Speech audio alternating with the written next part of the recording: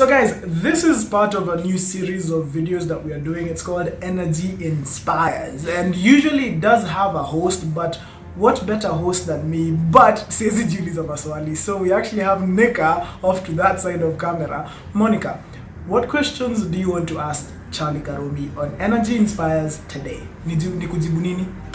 So would you just share with us your experience, or rather what you went through after you got the accident, or if you remember a little bit of the story. So guys, if you didn't know, March the 20th, this is what happened. I was running late for work in the morning, so I packed my bag and I was like, yo, let me call a boda, get to the office quickly.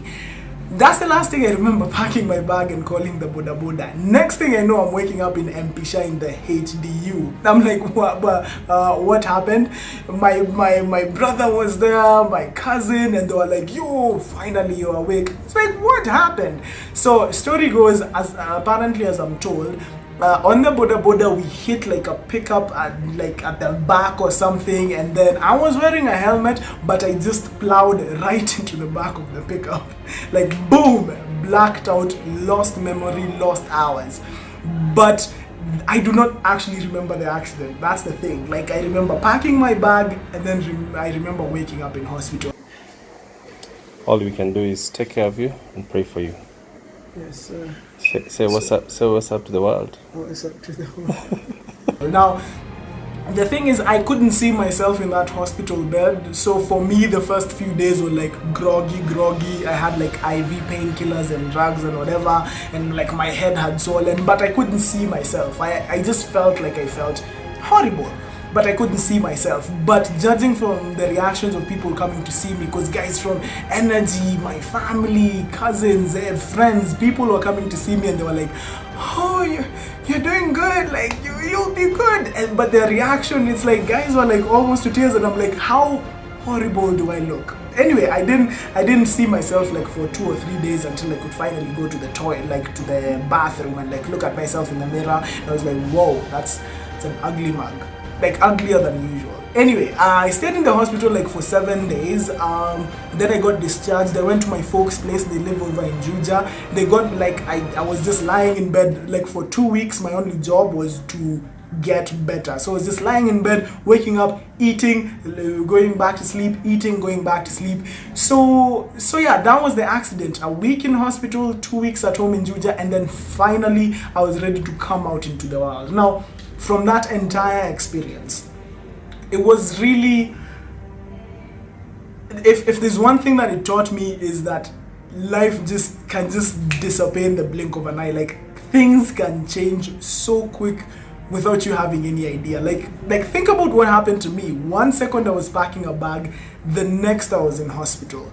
And I'd actually, if you guys can compare a photo of me now and me before, I actually cracked my skull. There's in case you guys have X-ray vision, you can see this, but if you don't, I actually have a crack that goes all the way here. And if I actually do this, maybe you guys can see it. So I cracked my skull. Lucky for me, it didn't go back all the way into my brain and mess things up. So the one thing that it taught me is like life can change in the blink of an eye without you anticipating it, without you having any control over it. So one thing that it taught me is that any day can be your frigging last. So it's better to maximize on anything. And I'm not just talking about working harder at work. Yeah, definitely, like do more at work.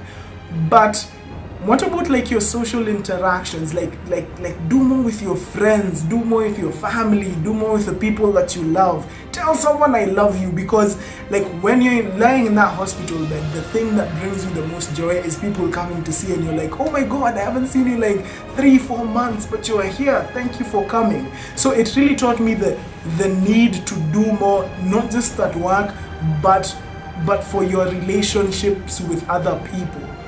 And then it taught me, yo, think twice before you take a boda, man, because those things are crazy. But But mostly, yeah, it's life can change in the blink of an eye, so you need to do more, appreciate everything more. And if there's one thing you are waiting to do but you really wanted to do, like maybe you wanted to quit your job and go to school, I'm not encouraging you to do that.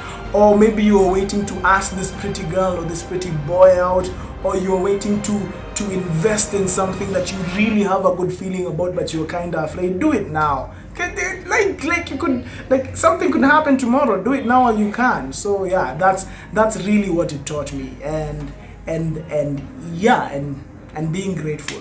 Anyway, if you did come to the hospital, or if you did wish me a quick recovery online, or if you had me in your thoughts and prayers, I want to tell you thank you, and I am better now, and I am back. Charlie Karumi is back. Anyway, I hope that story inspires you in whatever it is you're going through. If you have any questions, at Charlie Karumi, at Energy Radio KE, hit me up, and I will answer them to the best of my ability. Thanks for watching, guys.